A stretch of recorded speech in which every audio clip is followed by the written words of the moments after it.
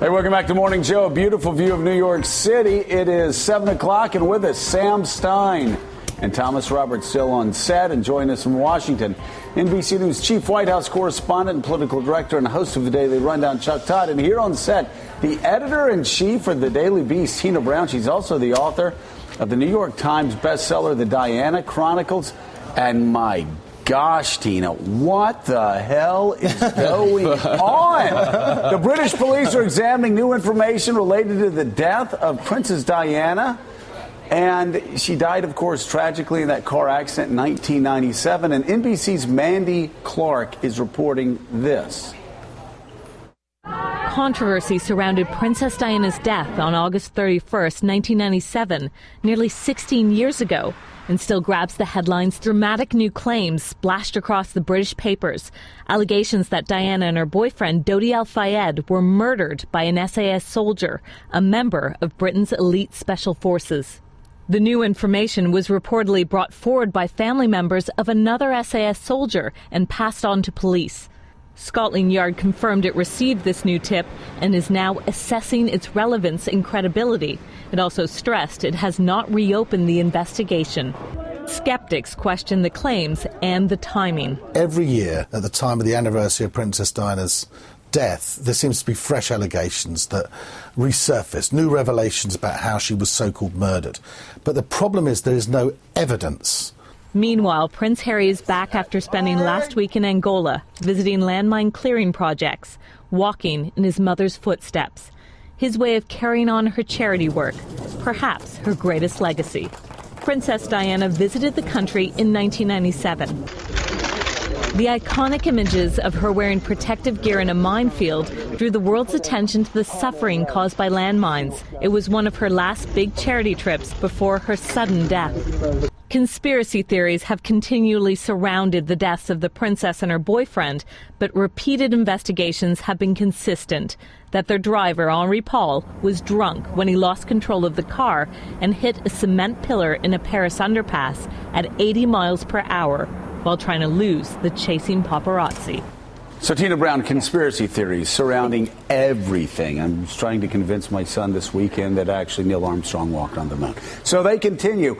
But you know, when you read this over the wire, breaking over the wire this weekend, it's like Scotland Yard is actually taking it seriously? Well, that's the only interesting part of it is that this, for the first time, isn't coming from the crazed, vengeful quarter of Mohammed Al-Fayed, who was Dodi's father. Right. He was the one who kept the inquest going and who kept it all going. And always suggested and that always they kept saying that killed. He was murdered. It was a hit by Prince Philip, you know, ordered up by Prince Philip, which was such a bizarre idea that Prince Philip would, you know, be able to order up this SAS hit.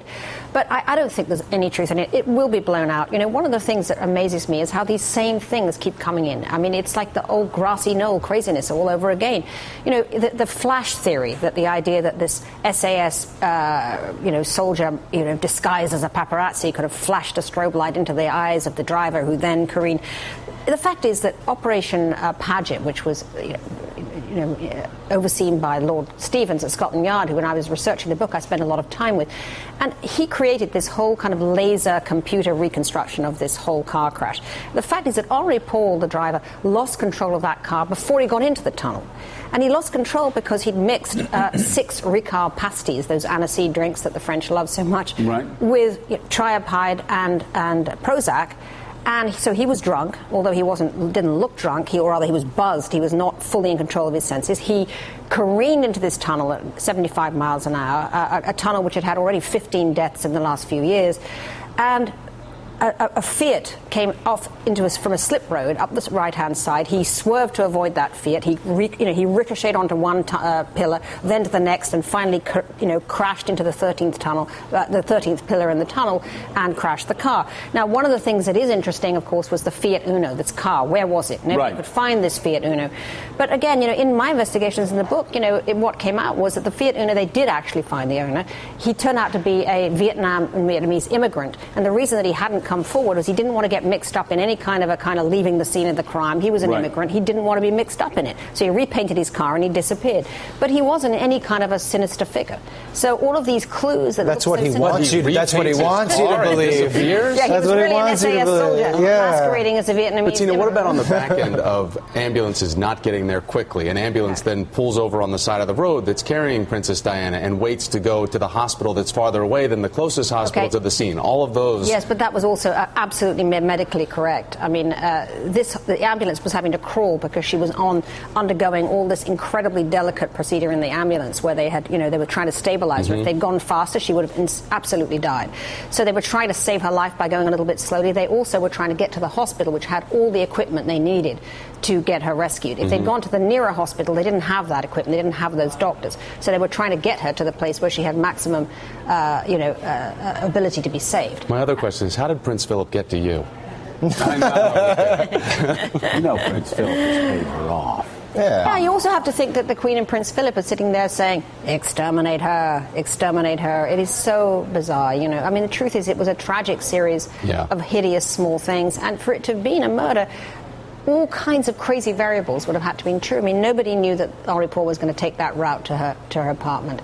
Nobody knew that, that she was going to have a drunk driver. No one knew she was going to have that driver because he was Dodi's chauffeur. That was a last-minute decision. All of these things were so last-minute that there was no way that murder could. I think the lesson is don't drink 6 cocktails and take Prozac before you drive. Or get into a car with someone. Plus, there's one final thing. She wasn't wearing a seatbelt.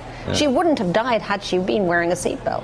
The bodyguard was wearing a seatbelt, incredibly. He buckled up himself, but Dodi and Diana weren't wearing seatbelts, which is why Dodi died instantly, and Diana, died very shortly afterwards. Yeah. All right. Well, you do wonder why Scotland Yard even gave this any oxygen.